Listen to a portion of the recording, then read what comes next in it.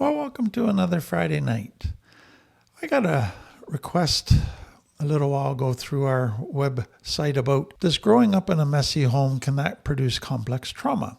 And I thought, you know what, that's a really good question to talk about. And in my mind, it's a potential source of complex trauma, one of those subtle things that often doesn't get talked about. And so I thought, yeah, I'm going to talk about this. So let me just read you a quote. So I put into just Chat GPT the question, and here's what came up. Growing up in a very messy or chaotic household can significantly contribute to complex trauma. A chronically messy or disordered household isn't just a visual or physical problem. It often signals deep emotional and relational dysfunction.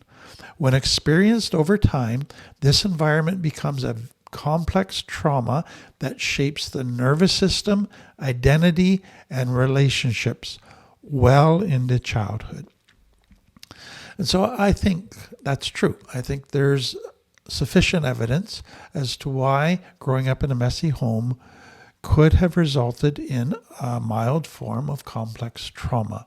One of the things I want to start with is there's a spectrum of messiness. So there's a mildly messy home that, to me, everybody's got a different standard of cleanliness, orderliness, messiness. Some can tolerate a certain amount of messiness, no problem. That's just fine. That doesn't mean anything's wrong in their life. It's just they're not that perfectionistic type cleanliness person.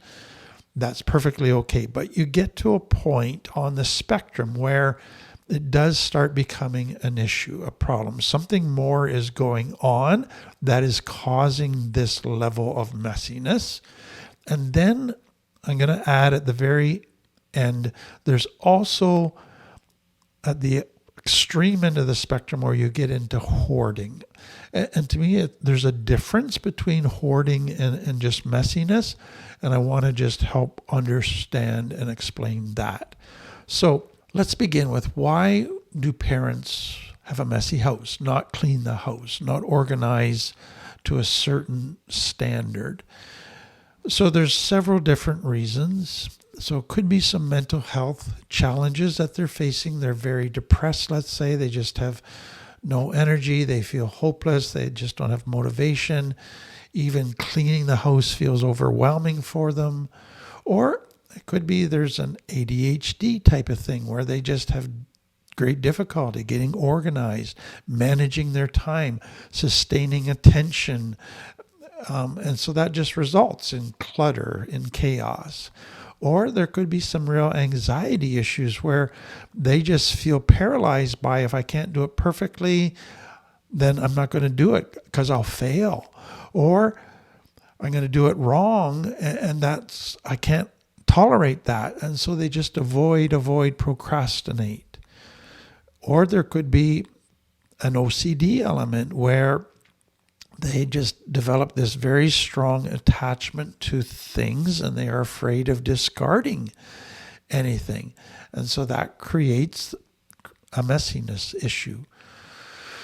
Or you could have parents who just are overwhelmed with life. They're burnt out. So they're parents who are just overloaded. They've got work, parenting, all kinds of other responsibilities, all kinds of problems that come up, and they just have no energy left to clean the house. They just get home and they just need to flop on the couch or go to bed. Or it could be a single parent. They've got several children and they got a job to maintain, a house to maintain, children's needs to take care of. And if those children are really young and really busy, they just don't have time to clean. Or they just have so many problems in their life and so much stress from work that they are in a survival mode. They're just trying to get through a day. And having a tidy house is the last thing on their mind. It isn't something that is urgent in their value system at this time. Survival is. Or you could have parents who have major physical limitations. So they got to have a chronic illness or disability that just prevents them from being able to clean the house, or chronic fatigue type things, fibromyalgia, and they just do not have energy to be able to do that cleaning, because that's all their energy has to go into very, very basic maintaining life things. Or you could get parents who they grew up in a messy home. They don't have the tools or the knowledge to know how to maintain a household at a certain level of cleanliness and orderliness. They don't even know where to start because nobody taught them. Nobody role modeled it for them. And so they just do not have the ability or the tools or the knowledge to know how to do these kind of things. Or they could come from a value system that doesn't prioritize cleanliness. They may have grown up in a home where life was all about just having fun, connecting, doing things together. It wasn't about maintaining a house and putting all kinds of energy into that. They had to be creative, expressive, spending lots of time with their kids, with people, not cleaning all the time. And so for some, it's just a philosophical choice that, hey, like living in nature, I don't need this perfect little house to be successful or to be respected. I'd rather put my energy into other things that I value more. And so that could be it. Or in some cases, it's a situational or environmental factor. So they have too much stuff. They've just accumulated stuff over time and haven't regularly kind of purged some of the stuff they don't use anymore. And so it just gradually accumulates more and more clutter, messiness. Or they've just not got much support in their life from their partner, from their children. And so they're the only one that's going to clean the place. Nobody's going to help them. And it's just too much of an uphill battle. Or they might have so much financial hardship right now that they can't afford organizational tools, storage space, trash pickup, vacuum cleaner even. It's just, that's how hard their life is financially. And so all of those can contribute to disorder. But it could be their own trauma. So they grew up with neglect, with chaos. And so they grew up with parents who were just in addiction, parents who were all over the map, who had major mental health issues, and they grew up in emotional dysregulation, chaos, disorderliness, messiness. That was all part of their complex trauma childhood themselves. Or they've gone through a major trauma right now and they've got PTSD, and so they're just not functioning right now. They're not able to focus on the daily aspects of life because they've got so many triggers happening, so many flashbacks and memories that's absorbing all their time and energy. Or they've just spent their life with so much trauma that they just avoid anything that feels like responsibility, work, anything that would be hard, anything that they could fail at. So they're just into constant avoid, and housework just fits in that category. Those are all reasons why parents might have a disorderly, messy house, but how does it affect the child and contribute to complex trauma? So let me begin with chronic emotional insecurity can come out of growing up in messy, chaotic environment. Because it often, if you look at why the parents did it, if the parent did it because of their own trauma, their own emotional chaos, their own working out of their problems, then they're going to neglect the children as well as neglecting the household. They're not present to the needs of the household. They're not present to the needs of the children. They're not there for the children. They're not attuned to the children. They're unpredictable. And so the children are going to be affected by that. That's a type of complex trauma environment where the child lives in this unpredictable, emotionally unavailable, not present, not attuned parents, and that has a profound effect on them. With that can come the parents are just so busy, the parents are so preoccupied, the parents are everywhere but taking care of the needs of the house, and the basic needs of the children go with that. So they're just stretched too thin with work, they're tired, they're overwhelmed, all of those things. And so the children's basic needs also are neglected. It's not just the house that's messy. The children don't have consistent routines. The children don't have their emotional needs met, just their physical needs met. So what does that say to a child? It's, you don't really matter. The child begins to go, if my needs don't matter, I must not matter. It must be my fault that I'm being neglected. Nobody cares for me. Nobody has my back. Therefore, I'm not valuable. And so it begins to shape their core identity with a shame identity. Sometimes children in homes where parents are overwhelmed, it's left up to the children to become the caretakers in the home. They have to clean the home. They have to take care of the parents. So the children are parentified. There's a role confusion that begins to develop. And the children aren't big enough to be able to know how to care for the home, clean the home, take care of the home. They're little. They have their own needs that are being neglected. And so the messy house is the parents aren't doing it and expecting the kids to do it. And then the kids are being punished for not doing it properly, and they get trauma out of that.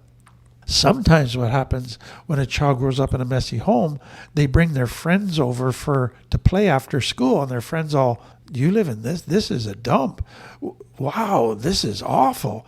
And now they develop an embarrassment about their home. There's a shame that they feel about their home. Now they don't want to invite their friends over anymore. Now they hear their friends talking about, wow, I went to so-and-so's house and what a mess. And shame deepens because of that.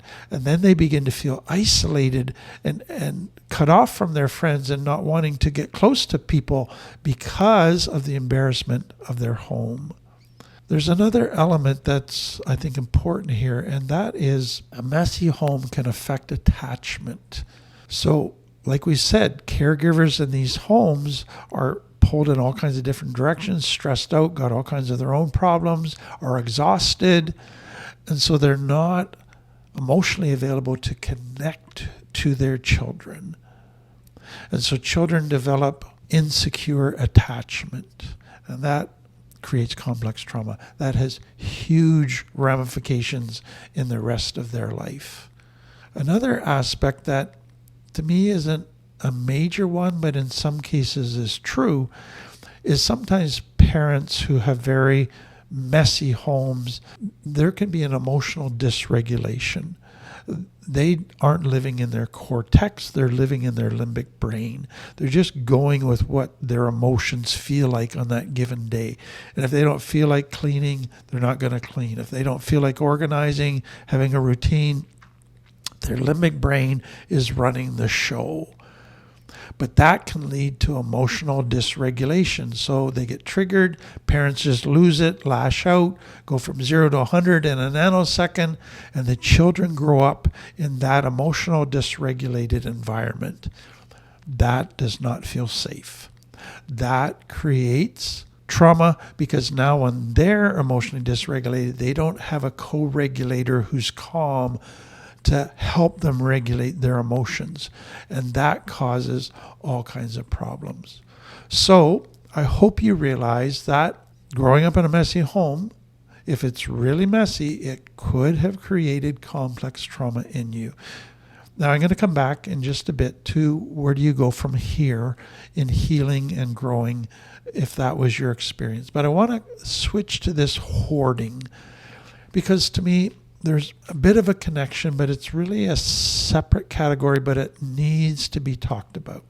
So hoarding takes messiness to just a different level. It's where a person just has great difficulty or finds it impossible to discard or to part with possessions. They might have zero value at all. They might even be garbage, but they just can't part with it. And so the difficulty is it's due to a perceived need that they need to save these items because to discard them causes them some anxiety, causes them some discomfort. It creates some unpleasant emotions. So let's avoid those unpleasant emotions and just hang on to it. So it's very much a limbic brain going, I don't want to deal with these unpleasant emotions. This is a quick fix. Just don't throw anything out. And so you begin to accumulate more and more possessions. Then that leads to not just messiness, then you begin to get to clutter. Then it goes beyond that. Now you can't even use your house for its intended use. Then it starts to cause stress. It starts to cause embarrassment. It starts to cause lack of safety. It starts to affect your social relationships. You don't invite people over anymore. It starts to affect your occupational stuff and other areas of functioning in your life. It begins to affect everything negatively.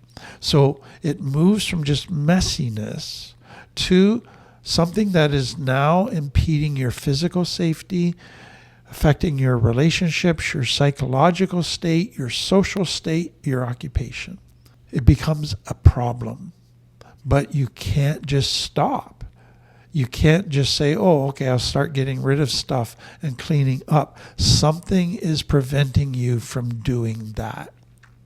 So before I get into that, let me just say there's different types of hoarders. So there's animal hoarders. So like the cat lady that is the 30 cats that just can't get rid of cats. People that hoard mail, just can't throw mail out. They got piles and piles of mail. Compulsive collectors, they collect stones, stamps, leaves, you name it. They just collect stuff. Compulsive shoppers, anything on sale, they got to buy, and then they just keep collecting stuff. Food hoarders, they can't throw anything out, so they save all of these little Tupperware containers of food or take out boxes of food. Or garbage hoarders, so they just can't throw out garbage, so they just start collecting their garbage. Or information hoarders, they got to save every picture they've taken. They got to save every book that they've ever had. And so they got information they can't get rid of. And then there's the hiding hoarders. They have this compulsion to hide everything that they're hoarding.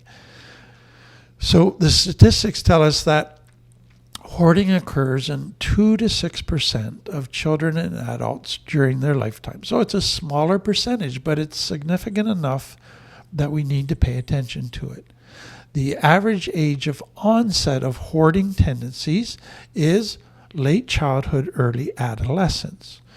And what they're finding is there's no gender differences, that male or female equally, but there is the reality that most hoarders, there are some mental health issues. So 70% of hoarders would have major depressive disorder, 25% would have generalized anxiety disorder, 30% would have an ADHD inattentive type, and about 20% have OCD, or obsessive compulsive disorder. About 50% of the time, the onset of hoarding is preceded by a chronic or acute stressful or traumatic life event. So there is this growing understanding that there's a connection to hoarding and some type of chronic or one-time traumatic event. Symptoms. So they look at how does this person think about things? How do they rationalize keeping everything?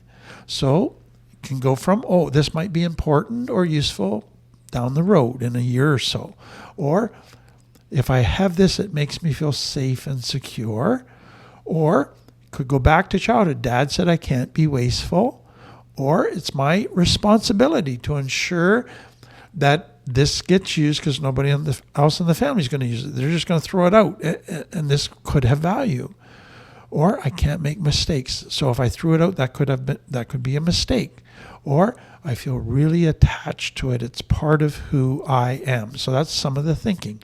Then some of the emotions that happen inside of a hoarder is lots of anxiety, worry, fear. We're going to talk about that in a bit. There's always loss and grief issues. There's often confusion. They can see it's causing a problem, but they can't throw it out. They should throw it out, and they get all this confusion because they hear all these different arguments in their head. Then they can go through times of excitement and anticipation about getting something new, and that is a rush for them. And then there's pleasure and relief when they get something on sale. Or there's shame and guilt that they just live with all the time because they know it's becoming a problem. They know it's embarrassing. And then there's frustration and anger with relatives that are trying to tell them to clean up, with themselves for not getting rid of it. All kinds of different emotions, but they're all negative. And then there's the behaviors. So it's saving and acquiring functional or non-functional items. So use paper towels, use Kleenexes, empty bottles or containers, candy wrappers, old magazines, broken old toys, old unimportant school papers, rocks, leaves, and nature items, or searching for old misplaced items in the home. So you spend a lot of time looking for stuff because you got so much clutter and your home is so disorganized you can't remember where you put it.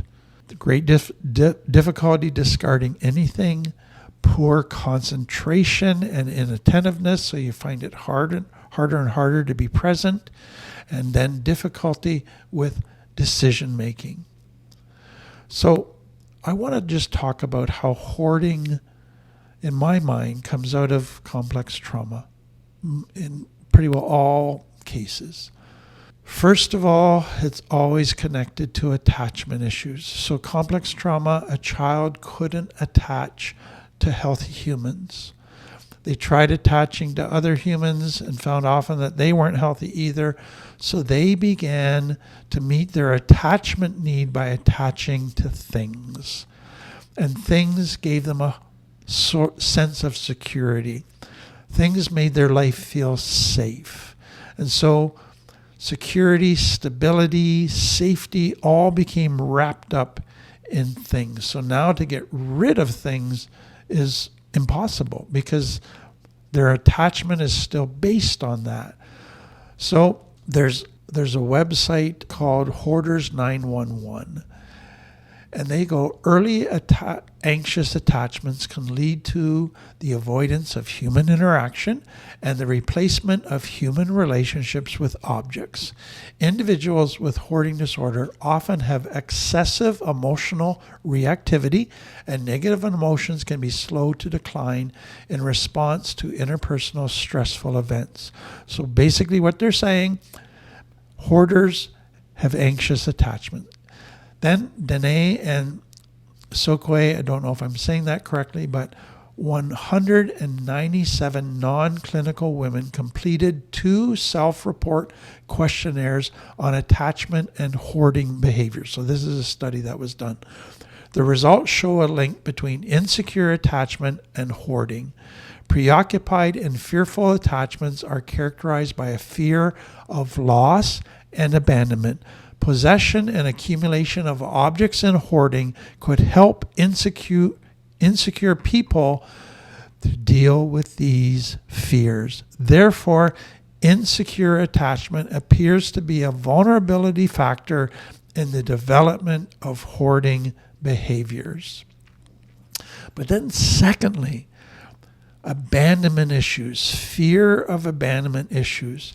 So if you've been abandoned throughout your life, that anybody that you try to connect with wasn't there for you, they neglected you, they abused you, they abandoned you, you live with this abandonment core wound, and now you have a deep fear of being abandoned. And so what can happen is, well, people will abandon me, but things will never abandon me. So you base your abandonment need now around things. So I can't throw out things because that would be me abandoning them. That would aggravate my abandonment wound. So I can't throw out anything.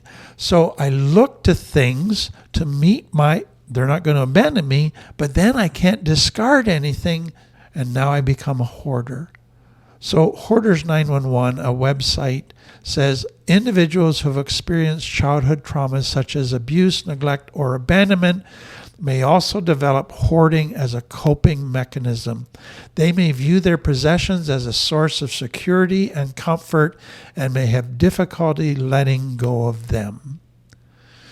And then there's a third element, and that is loss. So many children, complex trauma, went through many losses. They lost people, they lost things, they lost friends because they moved frequently. And so loss. And they've never had anybody help them deal with their grief in a healthy way. So they've got all this pain of undealt with grief and loss that they never want to lose anything again. So now every time they get something, it feels good. They feel connection. They feel security. They feel a rush of good feelings.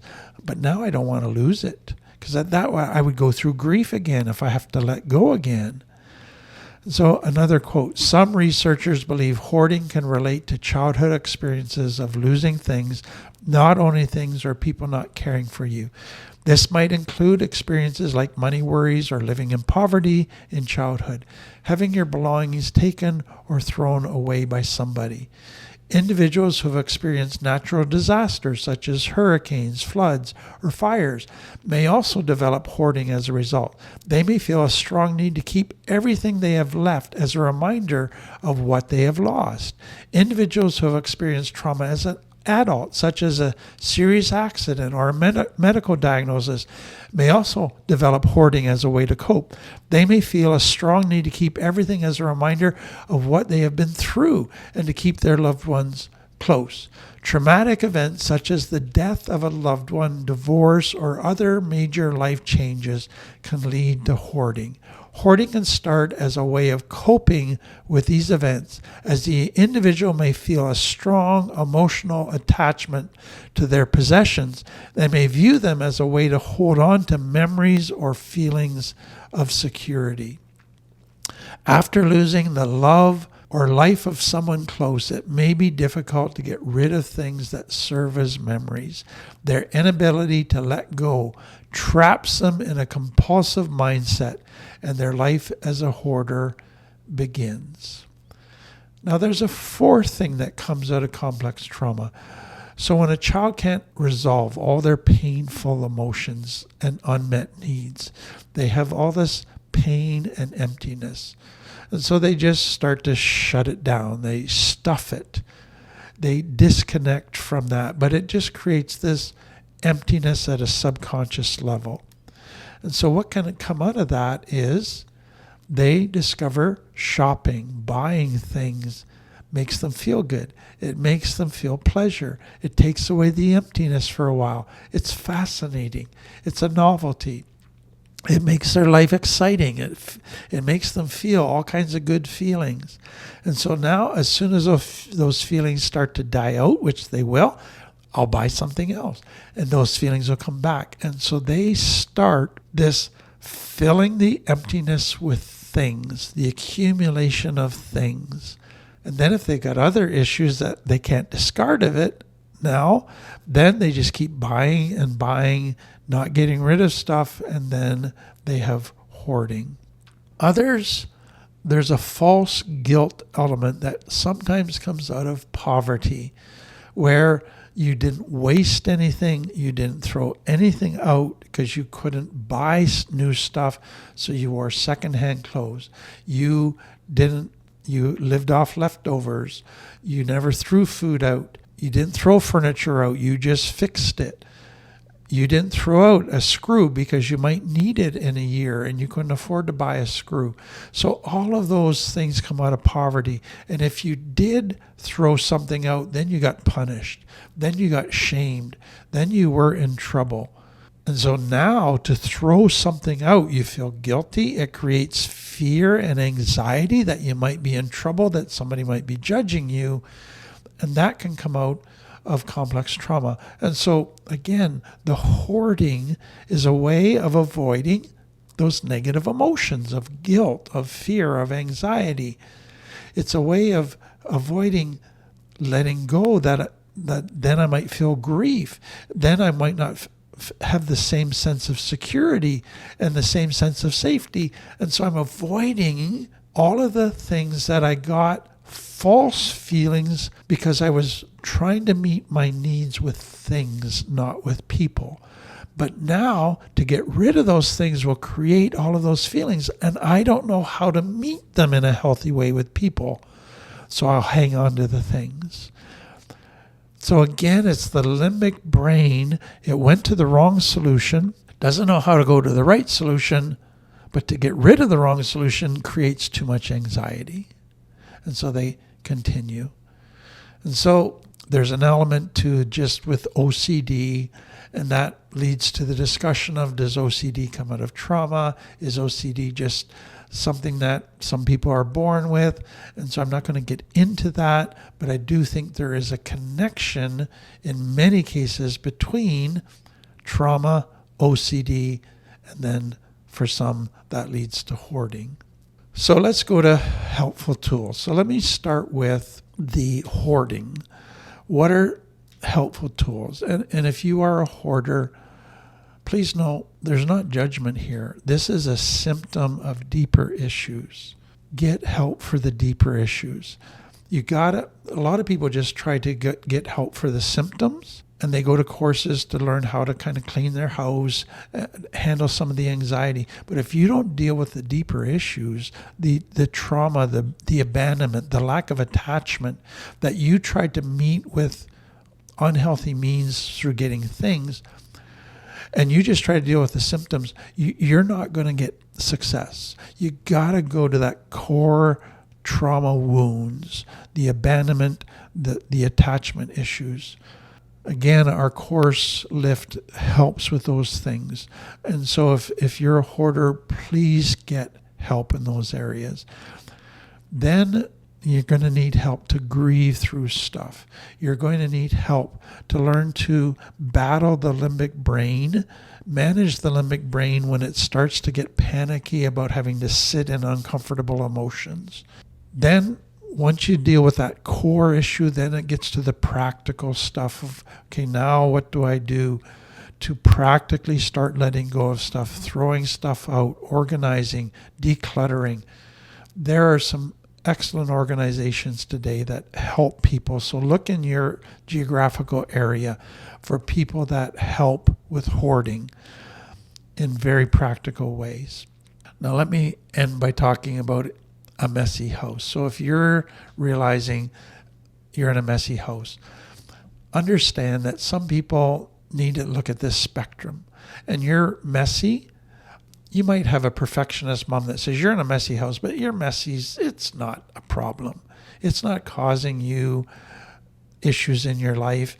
It's just, you don't put your socks away every day. You don't make your bed every day. You don't do the dishes every day. But overall, you're organized. Overall, you're doing quite well. It might not meet their standards, but it's not causing you problems. But that spectrum moves along, and you will get to a point where that messiness has grown to it's starting to cause you issues.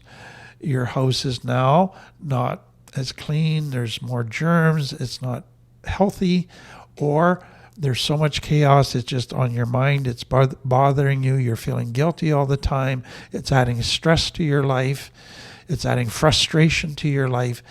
So what you need to understand as you look at messiness is mine in the safe zone or unsafe zone? Because if it's in the unsafe zone, then I need to do two things as far as exploring. Number one, I need to compassionately explore, how is the messiness affecting me? Is it affecting my mood? Is it affecting my stress? Is it affecting my willingness to invite friends over and not be embarrassed? All of those things I need to explore and look honestly at, is this messiness a problem or not. But secondly, if it's a problem, then I need to compassionately explore, why do I have so much trouble cleaning up? What's the underlying issue here? Is there a fear here? Is there some felt need I'm feeling I'm benefiting by not cleaning up? Is there some old beliefs that are determining all of this? I need to begin to explore these subjects in my life very practically. Then I need to make cleaning a part of my schedule. I need to schedule it in, and I need to do it when I have energy, when I'm in a good headspace and have the best attitude possible. And if I can just start making this a part of my regular routine, then pretty soon it's not going to be an issue. And then I would encourage people to have little cleans and big cleans. So every day do a little tidy up. Once a week do a big vacuum clean of the house. And if you can do the little tidy ups and then the big cleans, you'll be surprised at just how that helps overall. Some people are in a position where they just go, you know what, I hate cleaning, but I'm financially well off enough that I can get a maid service in once a week or once a month and let them do a very thorough job. And that just takes all the stress off. That might be an option for some, but not for everybody. Anyways, I hope that helps you just kind of think through this topic of, is my messy upbringing an issue? And is my messiness now an issue? Thank you for being with us. If you like this and it's helpful, share it with others, subscribe. It means a lot to us. It helps us make this content available to others. Have a great weekend. We'll see you next week.